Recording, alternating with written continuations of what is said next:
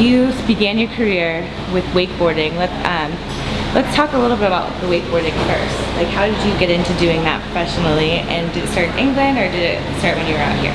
No, it started when I was at home in Newcastle. I grew up surfing on the east coast. Newcastle's right on the coast. Water's really cold. And wakeboarding just came along. I water skied and did that. And wakeboarding was just a sort of next progression. And I was like 16, 17, and I wasn't doing too well at school, and I saw wakeboarding on the video, and I was like, oh, I'm gonna do that. And my dad was like, well, are you gonna get a job? Are you going to college, university? I was like, no, I'm gonna wakeboard. And he was like, well, that's great, son. You know, I can't support you financially, but I'll support you mentally. If you want to do it, I'm sure you'll find a way. And I sold my gold necklace and got a flight to the States, and got a job at a wakeboard school, and then in 2 years I turned pro. So I stayed in the States. Luckily, throughout my career, I got my brother and my mom and dad and moved them out, and now they live in Florida. And then with the wakeboarding, you know, the X Games and being on the pro tour for 10 years led me into doing a lot of TV stuff, which then led me into my true passion, which is the acting. I got cast on a TV show, ER, played an Aussie rugby player. One thing led to another, and then, you know what, here I am here, so. I love that. Well, let's go for just a second.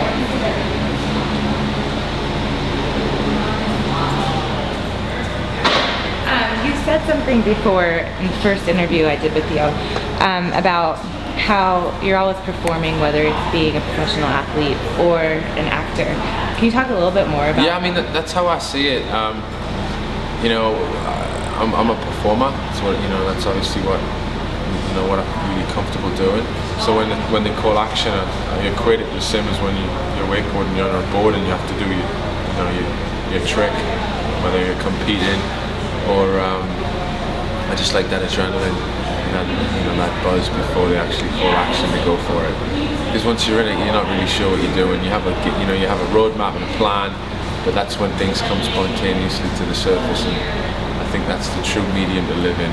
It's definitely the most fun for me, and what I love to do the most. So. That's wonderful. So you found it pretty easy to transition into action on camera? Yeah, I love.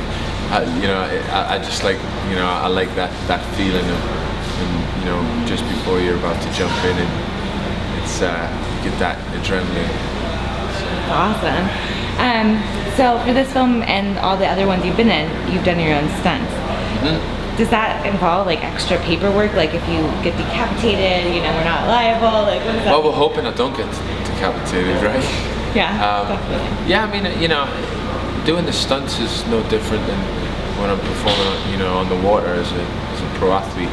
You come to some things and you're like, well, I don't think I can do that, and then obviously you break it down in your mind and you find a way through it, and then it becomes relatively easy. I mean, it's a controlled risk, which is always, but then again, that's where the adrenaline is, and that's where I think that's what draws me to it. So. The what if factor. Yeah, I think it's that really, that's what gets you pumped up to jump in with both feet.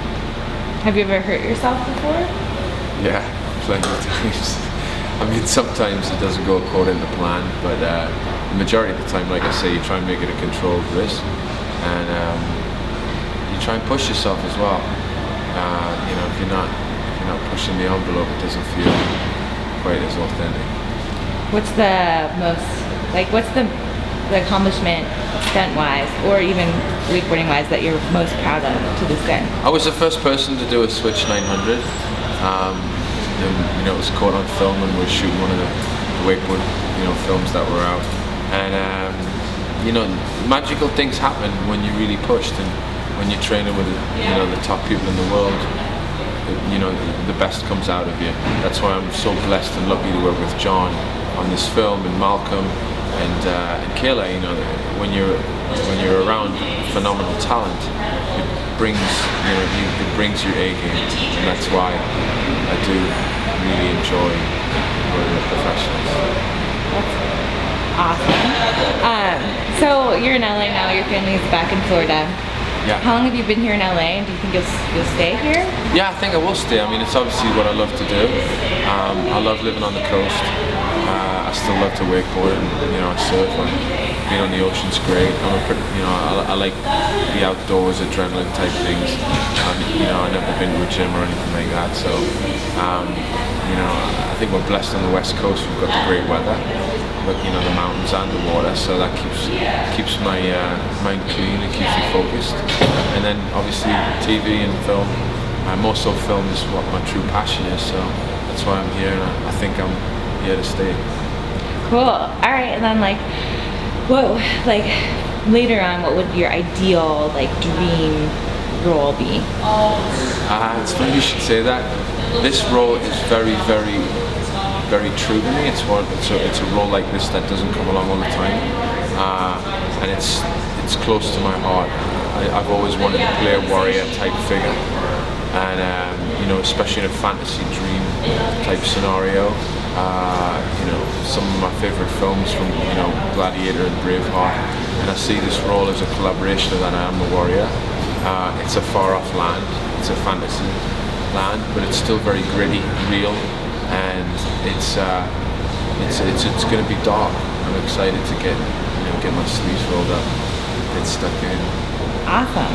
And when's the first day? You're going to wear the prosthetics the whole time, right? Yeah, absolutely. So I'll be, my first day is the 20th, but I think I'll be coming to set beforehand just to get a feel. And I'd like to see how John works, and we'll go from there. Very cool. That's all on my end. Do you have anything else you want to add for your solo interview? I'd just like to thank everyone for making this film happen. I'm glad to be on board, and let's make it fly.